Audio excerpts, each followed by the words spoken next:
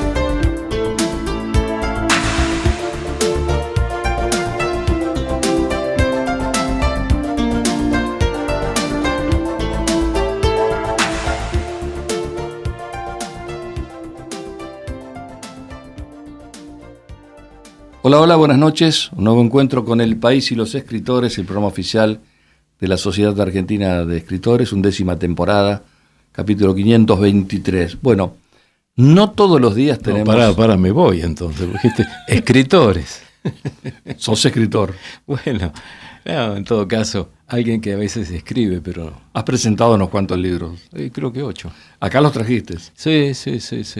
Así que pero yo creo que, Edgardo, ser escritor es un propósito, la consecuencia de un propósito, y en mi caso ha sido un accidente, me parece, ¿no? Yo no sé, me considero, bueno, para mucha gente probablemente por la persistencia en el trabajo cotidiano, dirán locutor, contador de historias o cronista, no sé. El otro día publiqué en las redes una historieta que publiqué en su momento en Tía Vicenta, entonces dijeron, dibujante. No sé.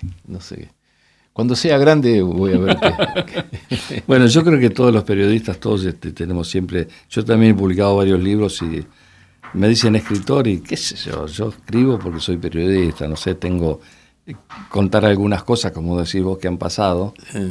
Pero bueno, el escritor es una profesión noble, pero bueno. Sí, claro. Además, me parece que el escritor tiene esa extraordinaria capacidad de sustraerse de sus propias sensaciones biográficas y establecer el relato en torno de algo hipotético. Exacto. Que a él no le ha pasado. Y quieras que no, a nosotros todo lo que nos ha pasado, situaciones, personajes, acontecimientos, nos genera también como una destilación que se convierte en un relato, pero siempre tiene más o menos algo que ver con lo que nos ha pasado. Totalmente de acuerdo. Me parece. Sí, yo publiqué con Gabriel Russo un libro de anécdotas periodísticas, claro, de la época de Movilero, que tiene que ver con uno, ¿no? Pero en sí, yo amo el libro porque, bueno, es algo que perdura más allá del tiempo. Yo amo el libro porque no puedo vivir sin leer. Por eso me parece que más importante, por lo menos en mi caso, es leer que escribir. Han pasado 65 años de profesión. Sí, yo empecé a trabajar en el diario El Mundo de Buenos Aires. Era algo inevitable porque, bueno, yo de chico aprendí a leer con la historieta Periquita, que se publicaba en la contratapa del diario El Mundo. ¿Por qué? Mi papá trabajaba en el diario como corrector, que es un oficio que creo que ha desaparecido. Totalmente. Infortunadamente. Y a su vez mi mamá era maestra, que es un oficio que siempre está en riesgo de desaparecer. Entonces, cuando vos trabajabas en una empresa editorial, te daban... Cuando te ibas, salías, te daban el diario. Entonces el diario pasó a ser un objeto habitual, material en mi casa. Entonces yo le decía a mi mamá, que ya te digo, había sido maestra, ¿qué dice acá? ¿Qué dice acá? ¿Qué dice acá? Entonces, una de las consecuencias, entré a la escuela sabiendo leer. Pero la otra consecuencia de largo plazo es que yo estaba vacunado ya con el diario. Y era un acontecimiento, el último día de trabajo de mi papá, antes de empezar las vacaciones, nos llevaba al diario a recorrer el taller y comíamos los ingleses sabían hacer las cosas, el diario El Mundo era de la empresa Heinz. Exacto. Y había un comedor y tocaban los músicos de Radio El Mundo. Bueno. Entonces, ese paso por el taller me incorporó para siempre un perfume que mantengo en el corazón. El olor del taller gráfico. Claro. Y además los linotipistas, habrá que explicar qué era un linotipista. Explícalo, por favor, sí. Había una máquina que era como una máquina de escribir gigantesca, que tenía unas cuñas de plomo, y en un teclado también muy grande, el operador, que era el linotipista, escribía la traducción física de la tipografía, y eso después iba a las planchas y se hacía el diario. Bueno, hoy cambió todo.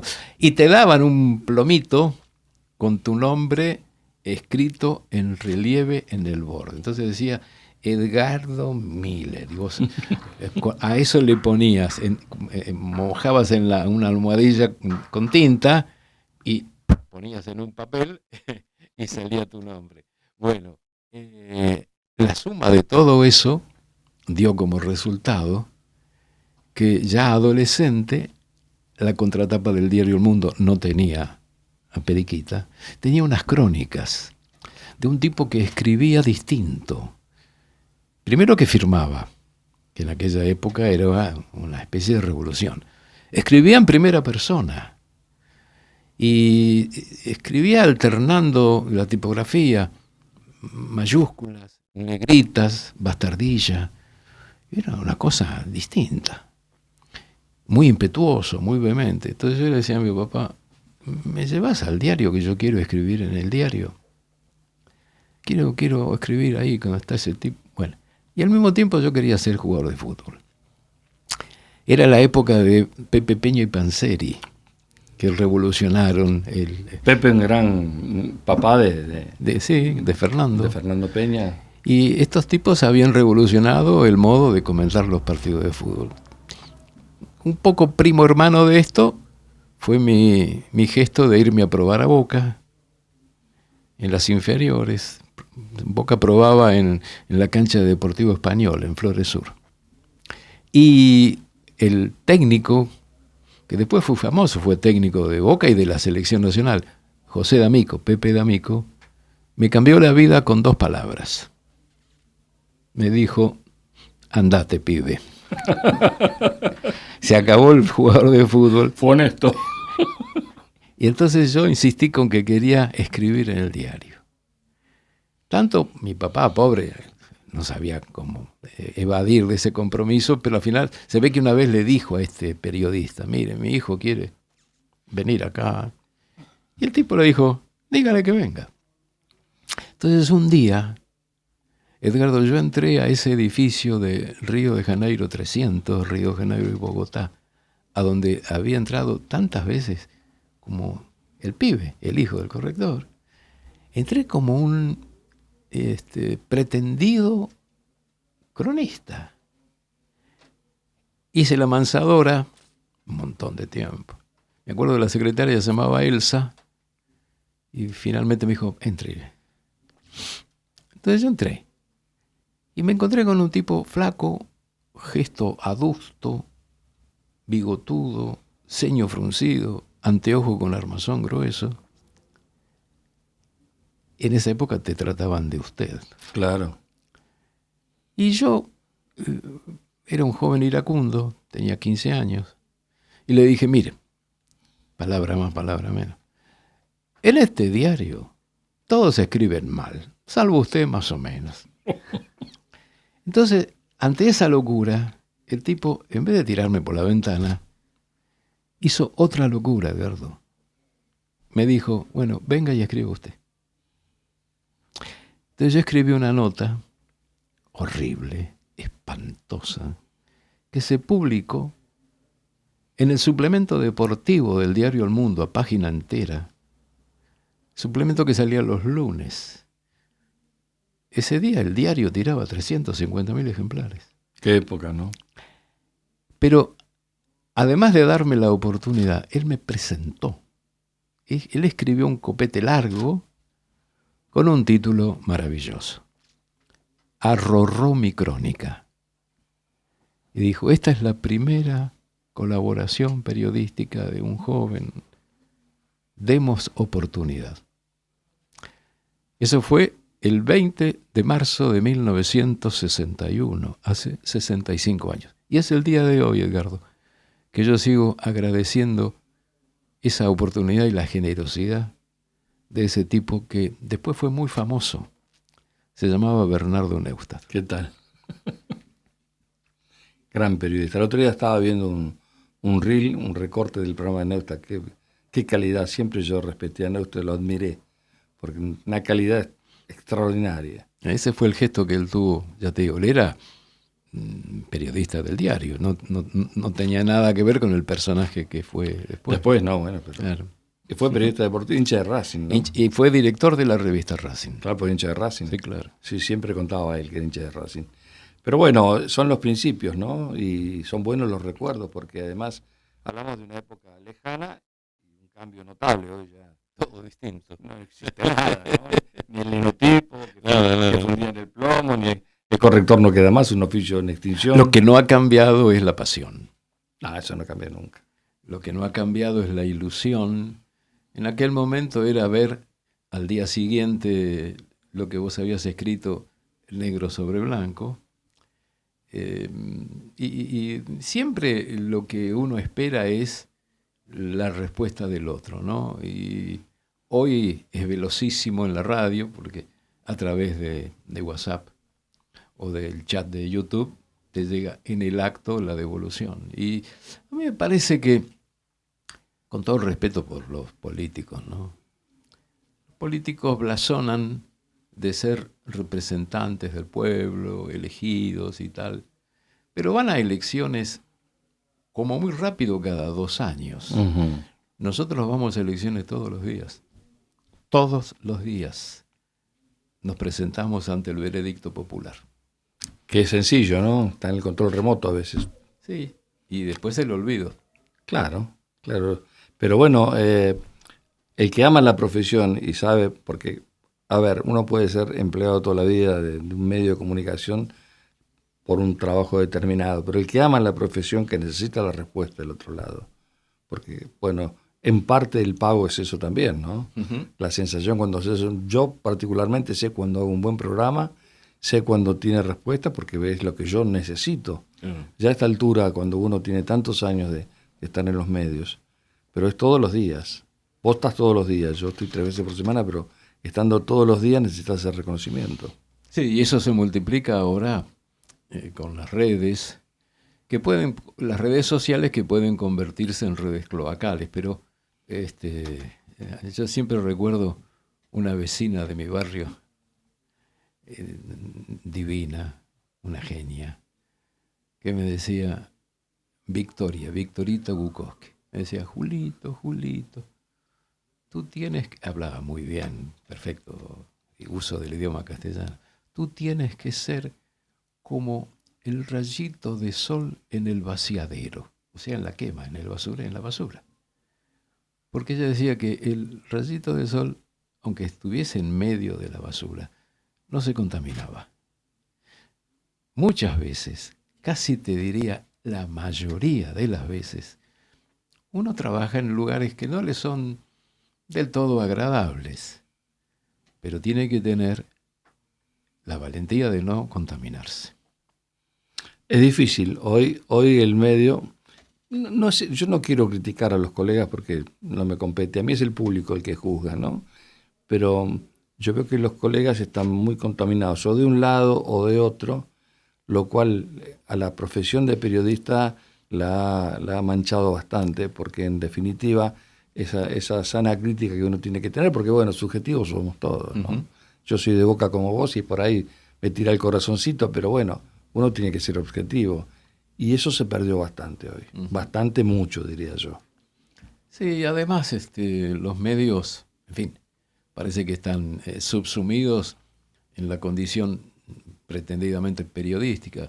Yo creo modestamente que en el caso de la radio es mucho más que el periodismo. Incluye una porción determinada de periodismo.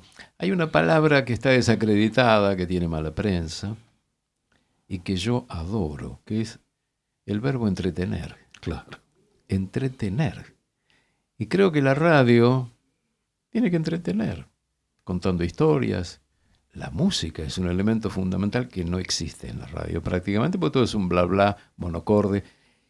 Y además, antes que entretener, la radio para mí tiene que acompañar. Mirá, Edgardo, la enfermedad más tremenda que hay en el mundo es la soledad. Total. Es la soledad. Entonces, en cualquier circunstancia, en el auto, en la cocina de casa, en el hospital, ya sea porque estás esperando para que te operen o porque sos el cirujano que va a ejercer tu oficio con el instrumento más apropiado, porque ahora existen muchas pantallas digitales en claro. los quirófanos, ¿no? Allí donde estés, preso, no sé, a punto de ser mamá, estudiando. Si vos haces clic en la radio, que todavía existe como aparato físico, en el teléfono, en la computadora, aparece algo que te acompaña. Por eso no me gustan tanto los podcasts.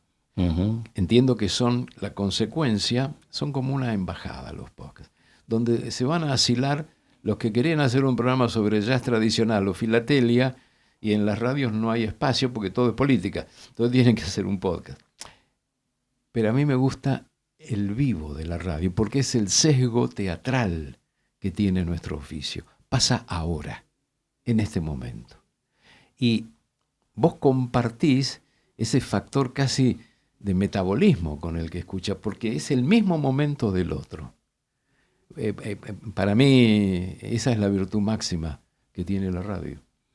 En la radio, a mí me gusta escuchar la radio porque me gusta que me hablen.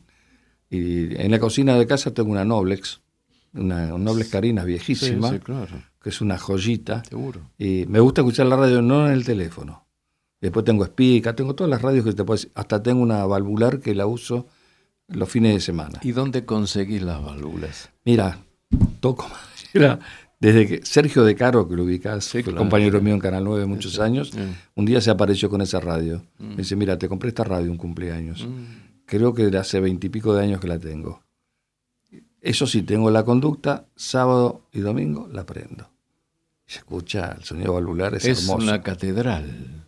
El sonido de las radios de válvula es fantástico. Hay un coleccionista en La Boca que tiene válvulas. Sabía. Y hay alguien en una imprenta de Villa Martelli, que es técnico de Radio Santa. A mí me arregló una. ¿Ah, sí? Tengo una Radio Serra, ¿te acordás? Las Radio Serra, sí, señor. que eran las primeras con un gabinete, no sé si era baquelitas. de baquelita, con válvulas chiquitas. Esas radios que iban a la cocina se cubrían con el noble y cotidiano impacto del humo de las comidas. Entonces, claro, se le formó una capita de grasa arriba. Mi viejo era un tipo, era militar, era un tipo bastante complejo con las cosas, no complejo, era muy racional. Para un día de la madre le pidieron que compre un televisor. Entonces mi viejo se fue con mi hermano, que es mayor, que también se probó ahí en la misma cancha que vos, que yo lo acompañé, y se volvió con una radio. Mi vieja y yo éramos 4, nos quedamos los dos. Entonces mi viejo dijo, compré una radio porque la televisión desune la familia, la radio no.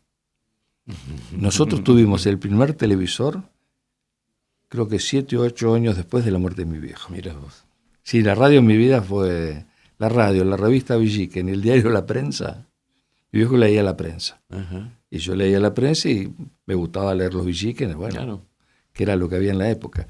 Pero yo creo que también el modernismo tiene que ver a veces también con la falta de capacidad de generación de contenidos que había antes, ¿no? Vos, cuando yo entré a un medio, estuve cebando mate no sé cuánto tiempo antes de hacer algo. Me presenté sabiendo hacer un montón de cosas y me dijeron... A mí me parece que, Edgardo, no hay que confundir los contenidos con las herramientas. El cuchillo tramontina que vos tenés en la cocina puede servirte para cortarle la milanesa a tu nieta o para matar a tu cuñada.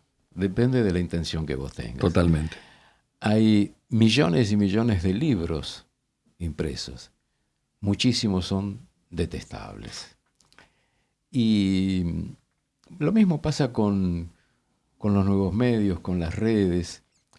Ya te digo, a mí me gusta mucho leer y siempre tengo el teléfono, el smartphone al lado, porque el teléfono hoy es la biblioteca de Alejandría. Claro. Donde aparece que es frecuente una palabra que no entiendo o un tema que se me escapa, acudo a Google. No porque yo tome al pie de la letra lo que me dice correcto. Google. Tengo la capacidad de desconfiar un poquito, pero porque voy a buscar algo.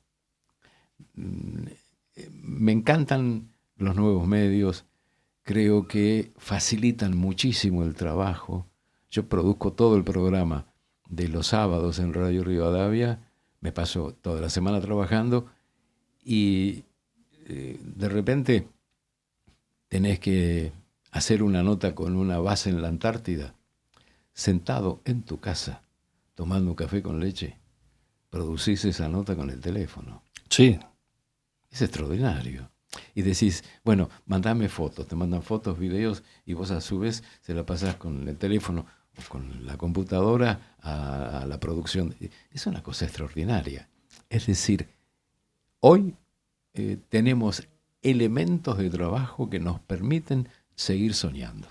Superan largamente lo que nosotros teníamos. Yo recuerdo que el móvil de Belgrano, yo trabajé muchos años en el informativo, muchas veces no había enlace, entonces había que hacer rebotar la señal en una pared para que ese rebote llegara. Era imposible hacer los móviles. Cuando me tocó trabajar para Mancera, para Nicolás Mancera, que era un animador, periodista, un tipo bárbaro, que hacía un programa en Canal 13, Sábados Circulares de Mancera. Esto lo digo porque, como dice Mirta, el público se renueva. Entonces, venía Rafael, suponete, ¿no? Invitado para trabajar en el programa. Y trabajaba en el programa, cantaba en el último tramo del programa. Pero el avión llegaba a las 2 de la tarde, cuando el programa de Mancera ya estaba en el aire. Entonces, a mí me mandaban a Ezeiza y hacíamos la nota de la llegada de Rafael. Bueno.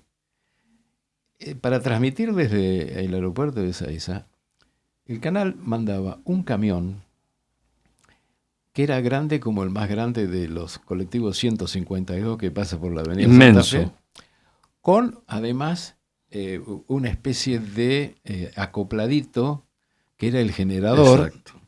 Y unos cables que eran gruesos como un brazo de Cassius Clay, y 14 personas. Hoy lo haces con el teléfono en vivo eso. Entonces, y estas fotos que nos están sacando no tienen que ir a un laboratorio, porque no es un rollo de plus X de 35 milímetros. 200 asas, dice. ¿Entendés? 21 DIN. ¿Entendés? Entonces, pero las fotos están. Están. Y bueno. Mira, está maravilloso lo digital. Yo paso mucho tiempo en Europa, 3 meses, 4, y no dejo de trabajar. Y el teléfono es una maravilla porque, mira, hay una anécdota, ejerciendo mi segunda profesión, que es la de abogado, tenía una audiencia. Ahora las audiencias, inclusive las penales, se hacen, no, son virtuales, no son más presenciales. El fiscal, un tipo conocido mío, me dice, ¿cómo está General Rodríguez? Y le digo, no, estoy en Bolonia. Pero anda, ¿qué vas a estar en Bolonia? Y salí con el teléfono y le mostré las calles de Bolonia, no lo podía creer el tipo. Claro. Hicimos la audiencia, y bueno, acá el ciclo, buena parte del ciclo se graba de Italia, de Francia. Claro. Porque el teléfono para mí es vital. Me pasa como vos, yo hay cosas que por ahí no comprendo cuando estoy leyendo. Yo tengo una editorial pequeña de libros, leo bastante y soy rebelde, porque esto lo aprendí en una editorial pequeña pero fecunda, que ha editado, entre otras cosas, un libro extraordinario sobre el caso Jubileo. Muy buen libro, está funcionando, gracias a Dios. Y yo en la facultad aprendí a ser rebelde, a discutir todo. Entonces el Google, yo le digo a mi familia, a mis hijos, ténganlo en cuenta, es una herramienta importante, pero verifiquen, vayan 1, 2, 3, 4. Claro. Bueno, lo mismo pasaba con un lugar maravilloso de las empresas editoriales, que era el archivo, donde uno acudía y pedía los sobres. Eran unos sobres grandotes de papel rígido, marrón, que se doblaban sobre sí mismos, es decir, la hoja de papel se convertía en un sobre, y ahí estaban los recortes, y había de todo. Y también ahí había que filtrar un poquito la información. Bueno, el 9, cuando yo tuve 10 años en el noticiero, tenía un archivo gigante que era muy difícil porque no estaba identificado, no había. Entonces yo me había aprendido la numeración de los cassettes y sabía de qué mes eran y de qué año. cuando había que buscar un archivo, yo tenía esa ubicación. Eso sí, tenía que poner el cassette y buscarlo, y eran los Umatic grandes, se archivaban Umatic, no se archivaba en VHS. Vamos a hacer una pequeña pausa, ¿qué te parece? Dale. Pequeña pausa y continuamos dialogando con Julio Lagos, 65 años de profesión. La verdad que toda una vida, viejo, completa. Usted.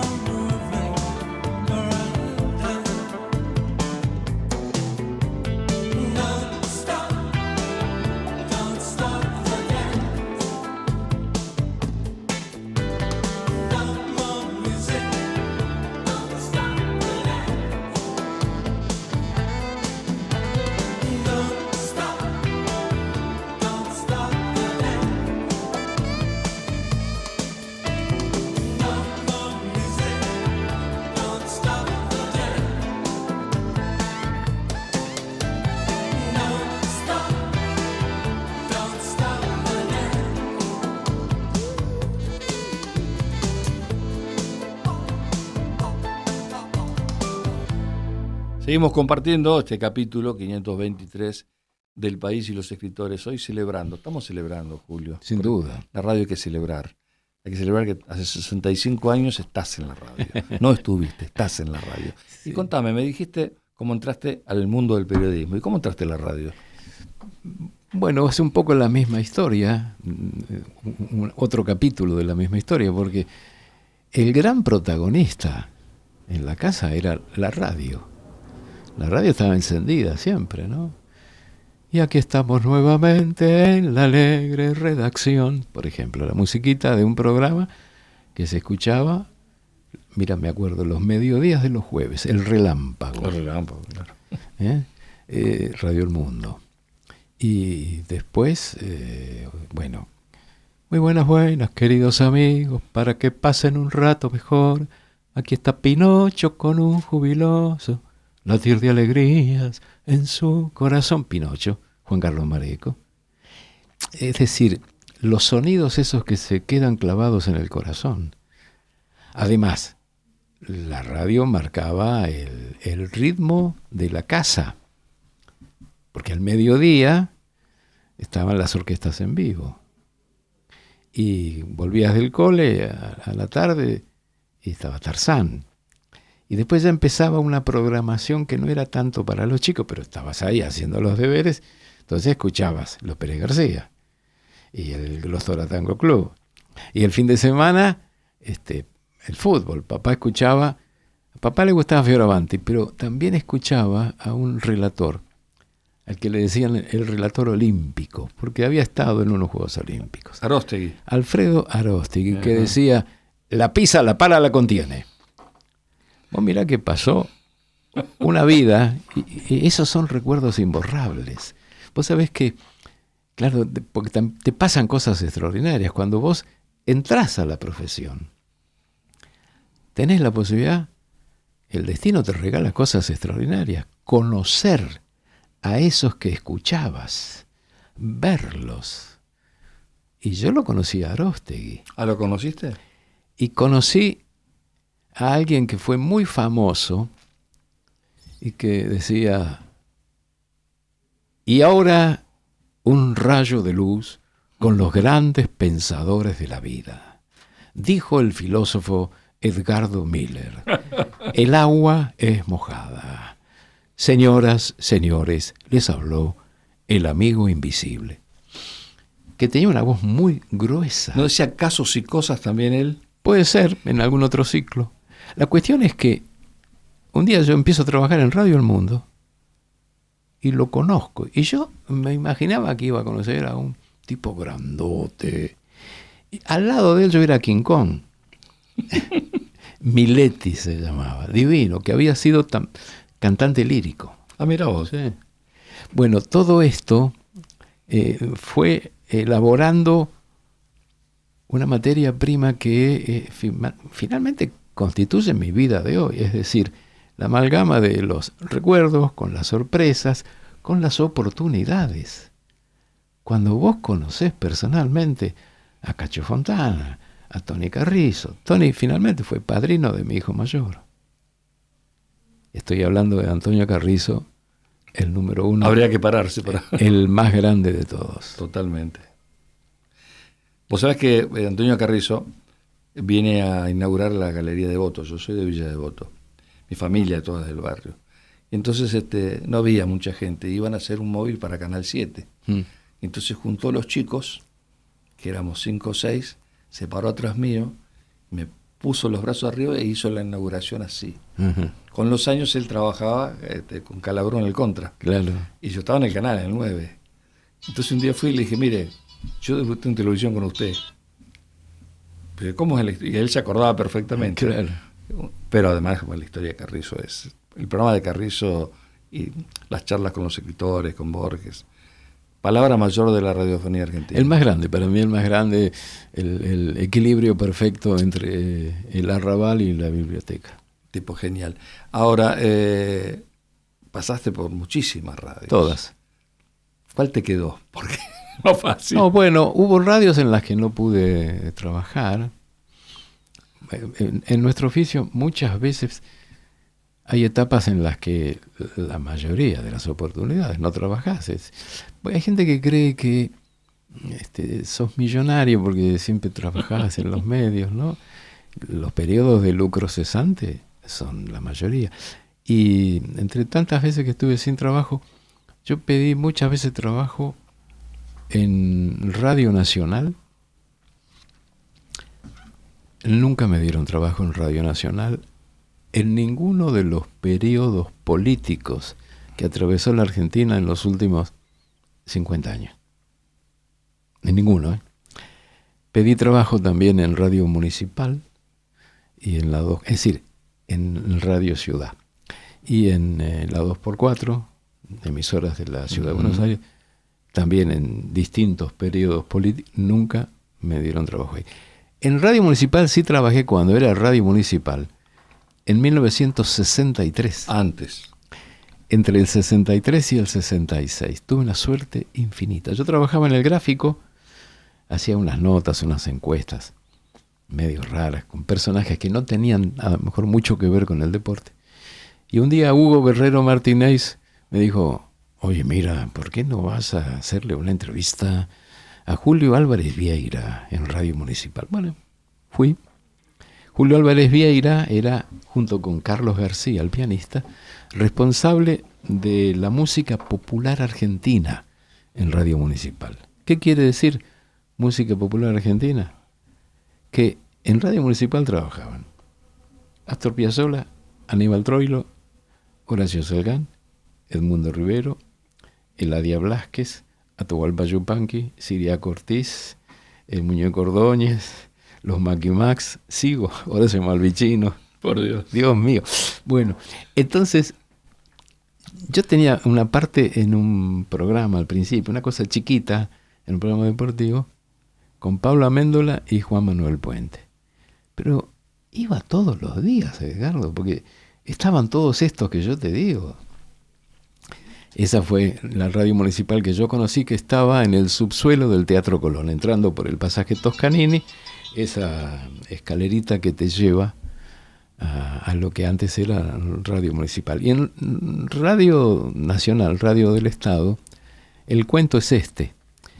Cuando yo hice el ISER era un sello de goma. No tenía casa, no tenía sede. Las clases teóricas nos la daban en las aulas del colegio Otto Krause. Había que ir después de las 7 de la tarde, cuando terminaban las clases formales del Otto Krause, y ahí teníamos nuestros teóricos. Y el práctico, el fin de semana, en Radio Nacional. Entonces yo siempre sentí que estaba en deuda con Radio Nacional. Claro.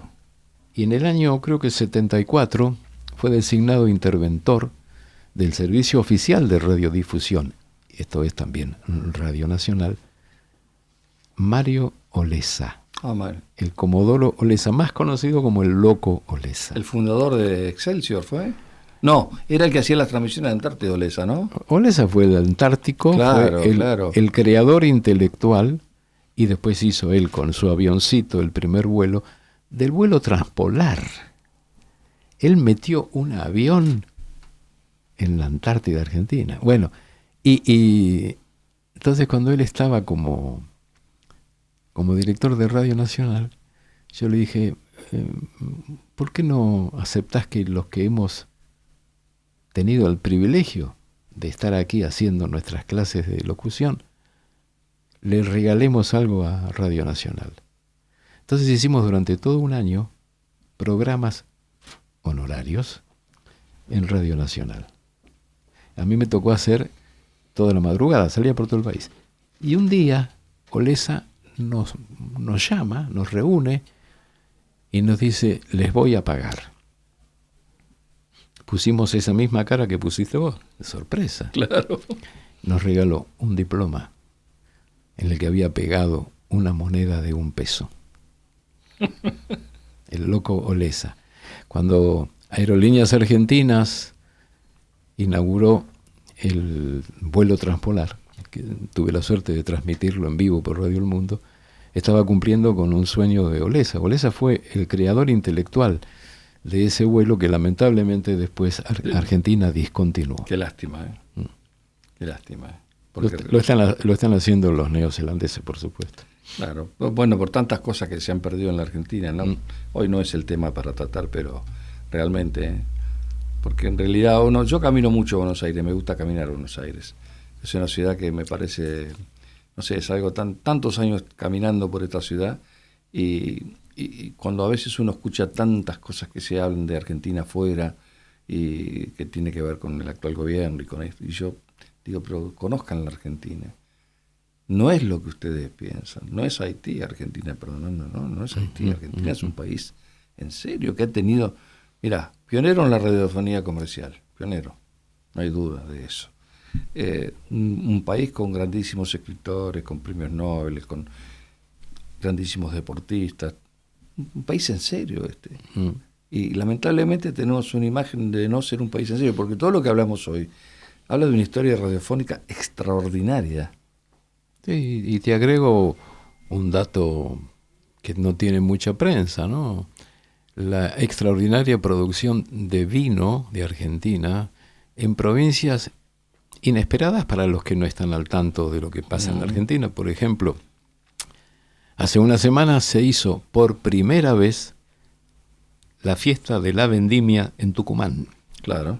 Porque los vinos de alta montaña, los vinos de los valles calchaquíes, vinos de alta gama, son muy exitosos en muchos lugares del mundo. Y Tucumán, que clásicamente ha exportado limones siempre, ahora está exportando vino, pero no a granel, embotellado y con marca.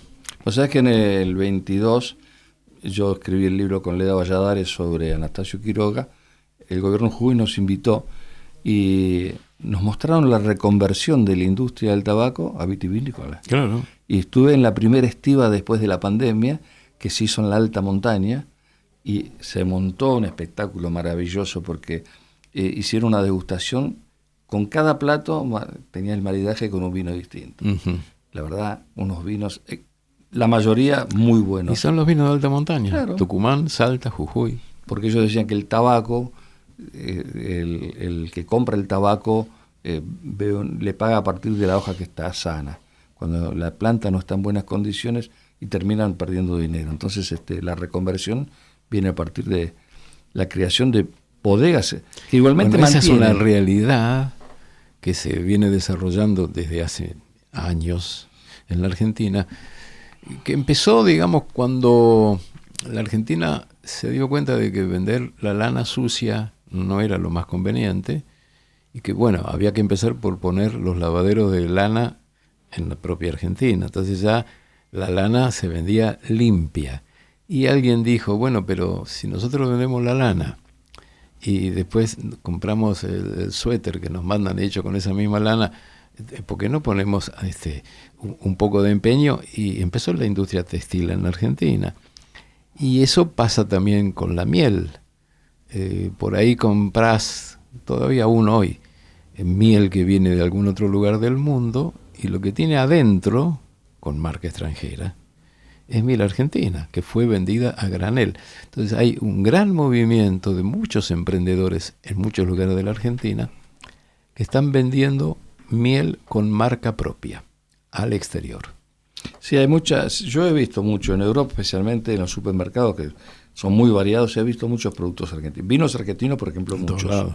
En cualquier país. En todos lados. O sea que cuando me hablaste de Radio Municipal y de Piazzolla y la gente que estaba contratada. Yo el año pasado estuve en París, en la casa de Jacqueline Pons. Uh-huh. Una maravilla, la debes conocer a Jacqueline, sí, ¿no? Sí. Y ver las paredes adornadas. José Pons, el marido, fue uno de los impulsores de Piazzolla en Francia. Sí, claro. Me trajo esos recuerdos, digo.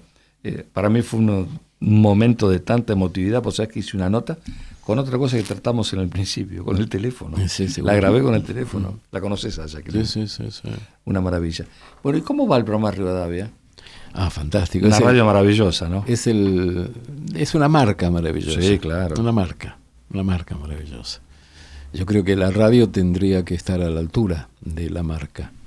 Y este programa que estamos haciendo, ya por, gracias a Dios, tercer año consecutivo, en un horario no previsto a lo mejor, los sábados de 5 de la tarde a 10 de la noche, 5 horas. Edgardo, es el mejor programa que he hecho en mi carrera. Bueno. El mejor. ¿Lo producís vos? Todo. Sí. O sea, la semana te lleva la producción. Absolutamente. Es que yo creo que el Flaco Carrizo decía, entre tantas cosas que uno aprendió de él, un locutor es alguien que entiende lo que dice. Y a mí me encanta el armado del programa, lo disfruto cuando estoy en casa produciendo, preparando, editando, y después lo disfruto cuando lo hago. Claro. Porque hace poco me regalaron la autobiografía de Fu Manchu. Fu Manchu. El más grande mago que hubo en la Argentina, de familia de magos de Holanda. Bueno, es el mejor libro de radio que leí en mi vida. Porque en ese libraco, Fu Manchu, digo libraco porque es enorme, cuenta de qué manera todos los grandes magos preparan los trucos. Claro. La magia, cuando a veces te dicen, no, porque la magia de la radio. No, la magia de la radio es el trabajo. Es lo que está antes. Entonces, cuando vos preparás los trucos y después los podés ejecutar, es una felicidad enorme. Y encima viene la devolución de los oyentes, que es inmediata. Para mí es el mejor programa de toda mi carrera, de verdad. ¿Cómo se llama? La radio sos vos. La radio sos vos, lindo título. Sí, ahora estoy más confianzudo porque en las épocas de Radio Belgrano el programa se llamaba El programa es usted. Era un poco más serio. Me acuerdo. Bueno, hemos compartido la misma emisora. Belgrano para mí fue mi casa, mi nacimiento, y siempre digo, ¿no? Cuando paso por ahí por Belgrano, que me encanta. Uruguay al 1200, 1237. entre Juncal y Arenales. 1230. Qué edificio, ¿eh? Precioso. Qué edificio. Bueno, ahí había estado antes Radio Espléndid. Claro. Y ahí conocí los grandes. Ahí me hice amigo de Leonel Godoy, por ejemplo. Ah, mira, claro. Leonel trabajó muchos años. ¿Sabes dónde trabajaba? En Pueblo. Sí. ¿Sabes por qué trabajaba en Pueblo? Porque con ese sueldo, ¿vos te acordás que en la esquina estaba el Hotel Versalles? Sí, claro. Bueno, ahí tenía alojado un hermano, Leonel. Y con el sueldo de Pueblo pagaba el alojamiento del hermano. Bueno, al lado, saliendo de Radio Belgrano, para ubicar a los oyentes, Uruguay al 1200, de la vereda de los Impares, saliendo, a la derecha estaba la Tola. A la derecha la Tola. La cafetería. Y a la izquierda la casa de China Zorrilla. La cafetería La Tola era de 3 hermanos, por supuesto gallegos. Manuel, sí, que vive actualmente en las Islas Baleares. Ah, mira vos. Es oyente nuestro y nos escucha, y todos los sábados se comunica por WhatsApp. Qué bárbaro. Bueno, yo cuando empecé en la radio, que empecé en un programa en Pueblo, mi primer trabajo, después entré con Salinas Torres, ¿te acordás de José? Después fui a laburar a la madrugada con José.